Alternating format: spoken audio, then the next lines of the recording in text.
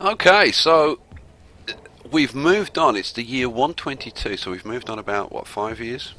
And things have kind of settled down a little bit. Um, the weird thing is, I haven't increased food production. I put a pasture in over here. I replaced the orchard here. Put a pasture in here. But I haven't split any herds. I moved some chickens over here because I had an infestation, so I moved the chickens. What I have done is taken out a bunch of the houses that were in here and put in a bunch of tailors. These are all tailors producing warm coats. I've actually doubled the tailors. I went from 9 to 18 tailors. And like moving those houses out seems to have helped. It hasn't solved the problem. I'm still having to buy food, but I now have warm coats to be able to buy food with, which is excellent. So that's a lot better. Like in general, the situation is a lot better. If we go up north, let's just click up here. I've just put in another 3 pastures up here, and I'm going to go for probably 1 sheep and 2 cows. And I've just also put in 4 more tailors. And I'm going to keep an eye on the leather and wool situation, and I might get them producing either warm coats or wool coats. Because if we go and have a look at the old inventory, we've got 1,200 leather now, and we've got like 2,800 wool. So, like I said, I'm going to put one more sheep and 2 more cows, and then I'm going to look at the inventory and kind of see how it's balanced, and then I'll allocate those 4 tailors. Population-wise, let's have a look. Let's take a look. As you can see, since the big dip, and then we had that little dip, I had one more little dip, but it's kind of stable up at around the 550 level.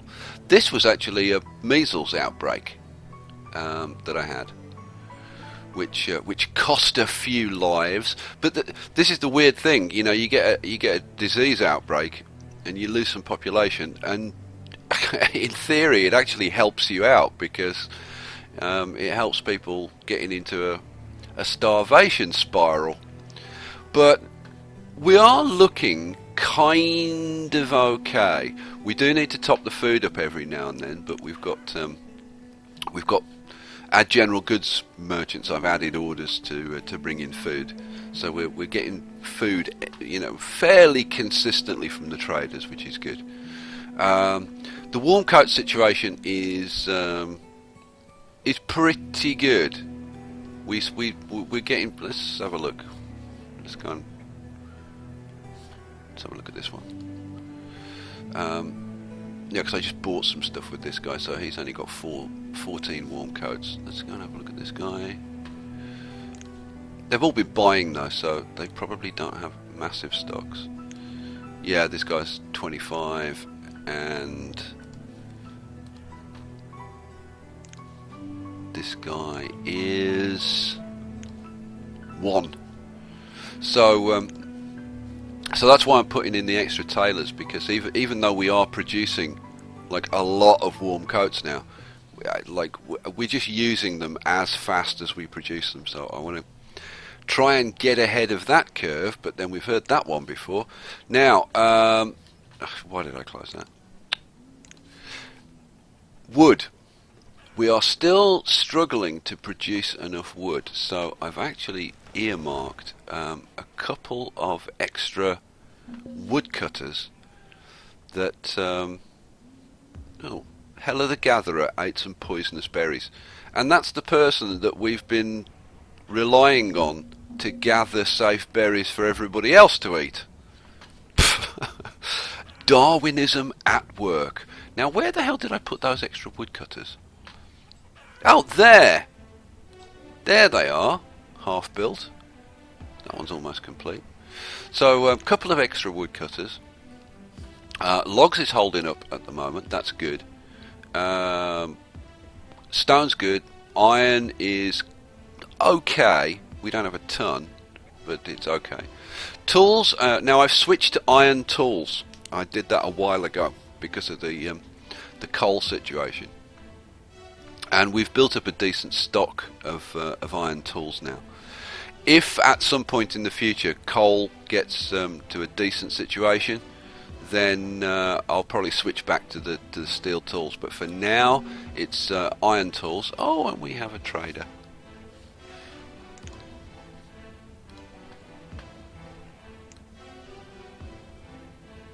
Let's see, I've done 25 warm coats. What's this guy trading? Oh, and it's a food trader. Okay, I'm gonna pause the game there. And actually, here's a little tip. If you've got a trader with stuff that you want to buy, like a food trader, as long as you keep this window open, the trader will stay there. So if you're waiting for stuff to be delivered, just keep this window open. Or if you need to move away, just keep the game paused. And you can keep this trader here as long as you want, and you can like drain him of like everything he's got over a period of time. So that's kind of a handy little tip. Okay, so that's kind of an update on where we are at the moment, but we still can't kind of do too much. We'll look to split those pastures. I'll probably come back to it when we split those pastures. So we're still tight on population. I mean, you see, we've got like one labourer. We've only got 6 foresters in at the moment, 6 herbalists. Yeah, I ramped up the vendors to try and help with the food distribution, which did seem to have an effect. Haven't been getting as many starvation deaths. You do still get the odd one, and there's one right there.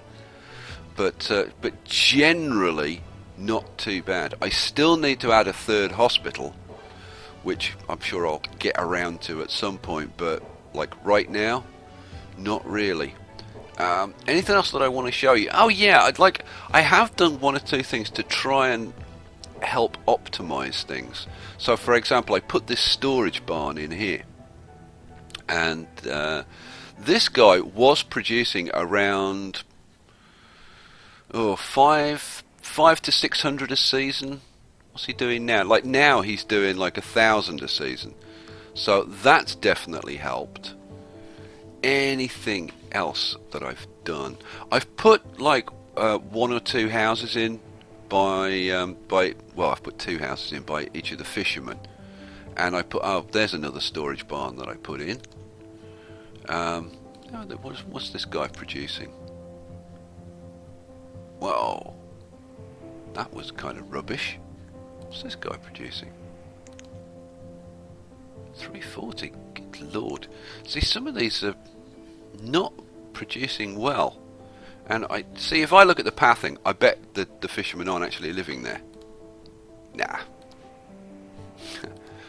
Where's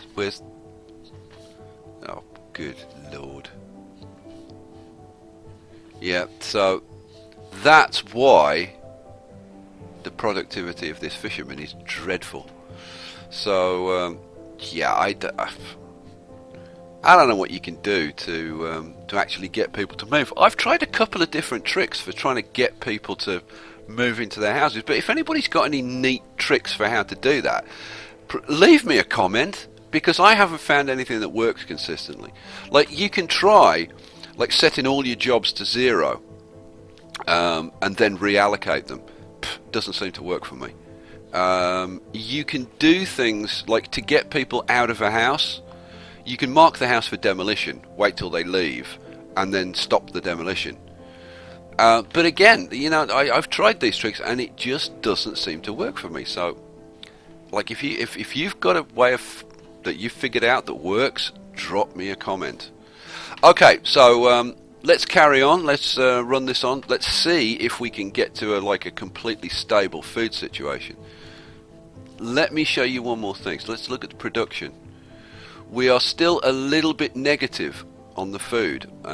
Hopefully when we bring in those new pastures, we should get into a positive situation. But you remember when we added like 3 new pastures before, and what did it do to the food? Like next to nothing.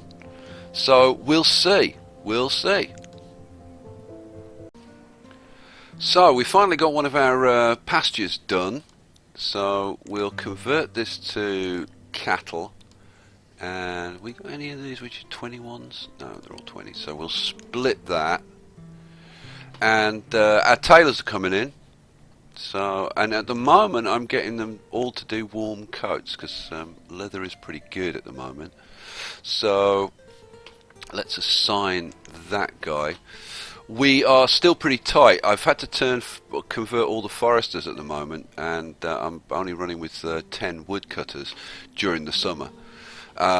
It's still like major league micromanagement to just keep things ticking along. But like at the moment, fingers crossed, I think we're starting to come out of it. If we can get these pastures producing, I think I'm probably going to make them all leather, to be honest. We'll see. But yeah, I think we're coming out of it now. But like I've said that before. Well, how things change in this game. We're up to the year 131. So we haven't really moved along too far, but the situation is radically different. Now, like everything's producing properly, and I think it's a combination of I've got us producing steel tool skin. We've got the old warm coats going, so and the education's going. We're up to how many schools now? We're up to 8 schools. I put in an extra 2 schools, and I put in a 3rd hospital. The 3rd hospital's just there. But the combination of the steel tools, education, warm clothing seems to have done the trick and turned it around. I mean, we're up to like 40,000 food in store currently. We've got I've only got 50% of the foresters in, which seems to be kind of working. We've got logs. We're actually starting to produce firewood. I put in another 1 or 2 woodcutters to take us up to 18. Tailors, we were at 24. I've put in another 2 here. So we've got these 4 which came on stream, and I'm just going to put these on, and we'll get them producing even more warm coats. We'll assign another couple of guys for that. Like, things are so good now that I'm actually going to put the brewers back online. So yeah, like, what can I tell you? We've got I haven't got the fishermen maxed out at the moment. I've only got 24 fishermen in. So like, I don't know. It's kind of weird. I mean, I should be producing less food now than I have been. Now, let me show you how I've got the traders set up. Each of the traders is set up. I knocked the ale down to 600 because we're not producing any.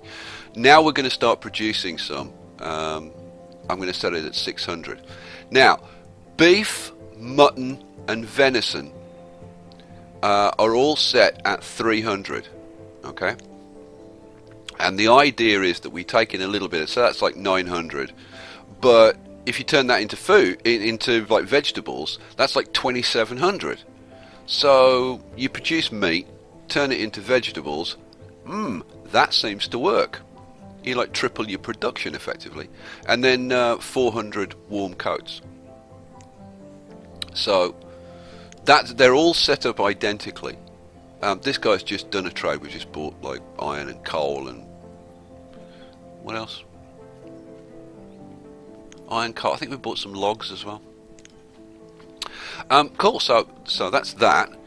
Like, we're not getting any of the death problems. So population's starting to come back. Let's go and take a look at the stats in the town hall. What's our production now? Our production is now, we're just slightly ahead in terms of production, although these numbers seem strange to me. I kind of don't understand these numbers. I guess we can look at the population. Oh, that is the population. As you can see, the population's been like kind of bouncing around between the 525, just over 600 level. It's kind of just been up and down. It's kind of been stable for the last couple of years. Happiness. Let's take a look at the citizens. Happiness, pretty stable. Health has been up and down. That's starting to come back because I've put the herbalists back in, which I hadn't had for a while. So the health is starting to come up now. Like clothing's been like there or thereabouts all the way through, but I don't know. I'm not sure about that. Education is the thing that's come on a lot. Since I put those extra schools in, education's gone right up, and I think that is really helping our productivity. I think maybe that's the one thing that's made the difference more than anything else. I don't know. So anyway, like I've got this down on 1 time. So we can actually go back to like 10 times speed and start cranking it up. At this point, I can actually start to think about expanding. But before I get into like a full expansion mode, I'm probably going to want to put in probably a couple more tailors. I want to see this number actually getting up there. Blacksmiths, I think we could probably do with again another 1 or 2 before we expand. I think this is a pretty comfortable number, to be honest, but and I think this is going to go up even with only 7 blacksmiths, but I think it's worth popping a couple more in. I guess the thing that I've learned more than anything else from the problems that I've had is that you have to be like massively over prepared before you expand. So like whatever number you think, so if you think, oh, okay, I need, I should have about 500 tools before I expand, get 1,000. Like if you think 500 coats, get 1,000. If you think 10,000 food, get 20. Just like double everything that you think you need before you go for that expansion phase. The other thing is the location of houses. You've got to be very calculating when it comes to putting your houses down. So it's like you put in a fisherman, then you've got to say, okay, fisherman, 4 people. Okay, well that's 2 adults to a house, so I've got to put 2 houses next to the fisherman. Okay, I'm going to put in a crop field or a herdsman. Okay, well that's going to be 2 workers, so that's got to be a house. I'm putting in a couple of woodcutters that need a house. So for every worker, you've got to calculate and put in the housing. I'm losing my voice. Sorry.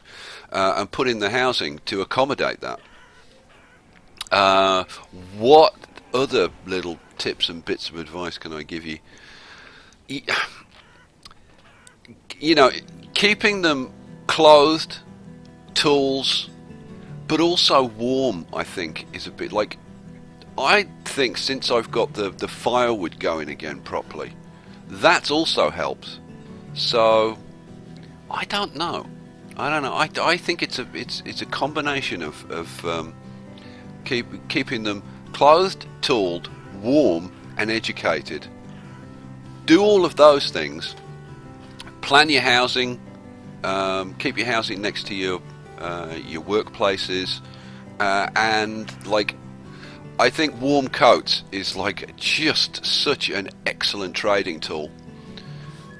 You can also trade wool and leather if you really need to, but it's better if you can turn them into coats. I mean, you sell the wool and leather, you get 1 wool, 1 leather gives you 15. But if you turn it into a coat, it gives you 20. So it's your labour is effectively producing an extra 5. So that's, I think, a good piece of advice. Your raw materials, logs, iron, stone, just buy them. I mean, they are relatively cheap. And the same goes for coal. Yeah, that's like pretty much it.